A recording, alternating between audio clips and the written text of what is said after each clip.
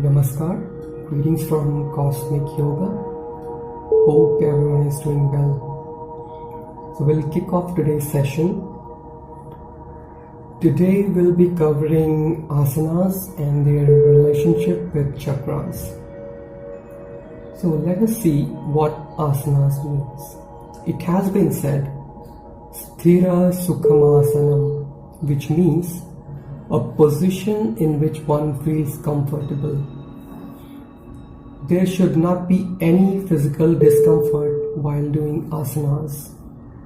For beginners, they might feel sort of discomfort in the beginning as nerves and muscles are not habituated of doing asanas.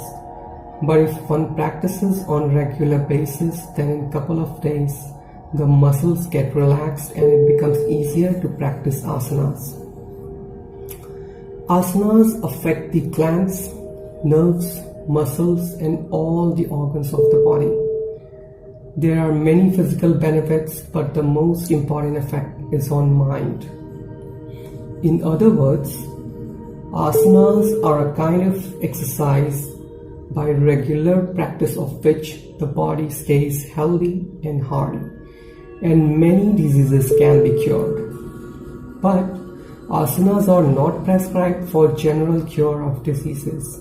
Only those diseases which create trouble in the path of meditation may be cured by the help of specific asanas, so that meditation can be done easily. Now we'll try to see what is the effect of asanas on glands.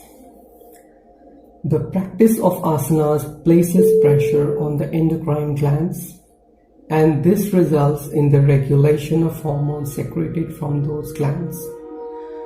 The hormones affect the emotions, and the resultant emotion balance facilitates concentration and meditation. So basically, asanas help to prepare the mind for meditation. The relation between the physical body and the mind is very close. Mental expression is brought about through the vrittis, and the predominance of the vrittis depends on different glands of the body. There are many glands in the body, and from each there is a secretion of particular hormone. If there is any defect in secretion of hormones or any defect in the gland, certain vrittis become excited. If a person wants to control the excitement of these propensities, he or she must rectify the defect of the glands.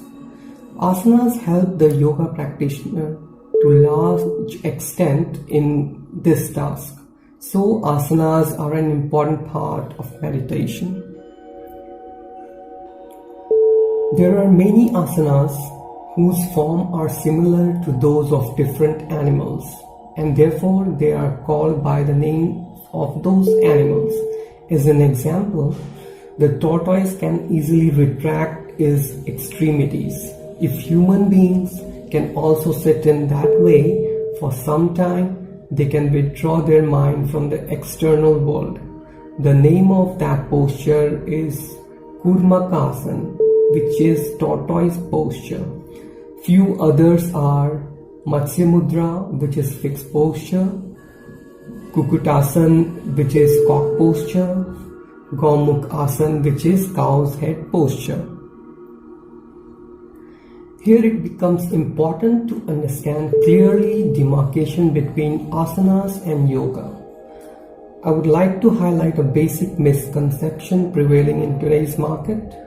Organizations say they teach yoga, and in that perspective they ask yoga practitioners to practice asanas.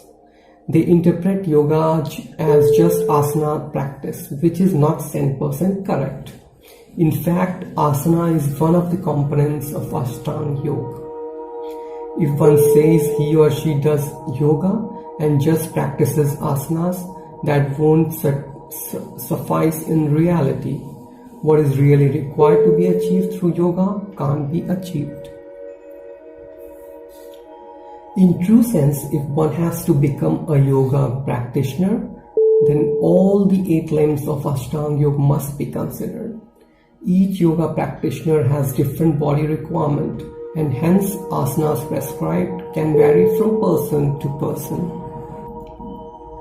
Before practicing asanas, proper understanding is required. Blindly, asanas should not be practiced. Now, we'll try to understand the concept of chakras, plexus, and various glands and subglands associated with it. Chakra is a Sanskrit term, while plexus is a Latin term. Beside the main nerve centers at the point of each chakra, there are also subcenters where subglands are located. These subglands influence or control the propensities attached to each chakra. Now we'll try to see effect of asanas on chakras. By performing asanas, posture for physico-psychic well-being, human beings can control the propensities attached to each chakra and hence the thoughts which arise in their minds and their behavior. This is because asanas have a profound effect on the gland and subgland. Let's see how. All asanas have a pressurizing or depressurizing effect on the gland and subgland. For example, Mayurasana or peacock posture has a pressurizing effect on the Manipur chakra. The secretions of the glands and subglands of the Manipur chakra and the propensities associated with them will be more balanced if this asanas is practiced regularly.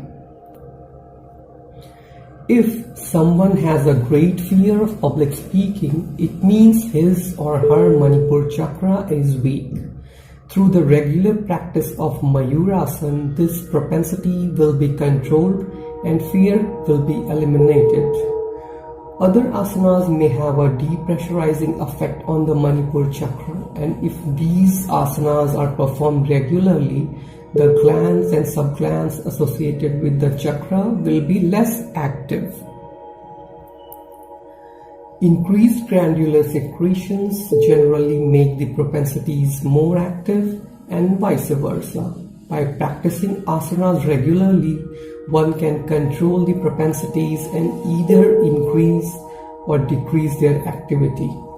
So aspirants should select the asanas they perform very carefully. We'll see with one chakra example here. The chakra which is located at the navel point is called Manipur chakra.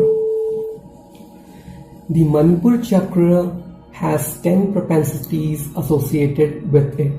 It controls 10 propensities, namely Lajja, which is shyness, Pishunata, which is sadistic tendency, Irsha, envy, Susukti, which is sleepiness, Visad is melancholia, Kasaya is wishiveness, Trishna is yearning for acquisition, Moha is infutation, the 9th one is Grina, which is hatred, and the final one is Bhaya, which is fear. So these were the 10 propensities which are associated with Manipur chakra.